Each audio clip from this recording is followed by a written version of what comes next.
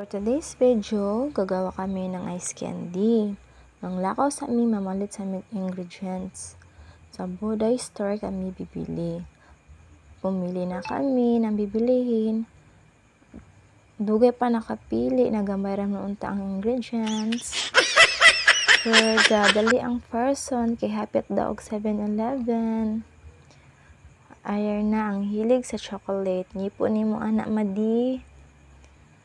Basta kay nakakaon og chocolate, kalipay jud ni Madi. Uwi na kay mabudo na sabta.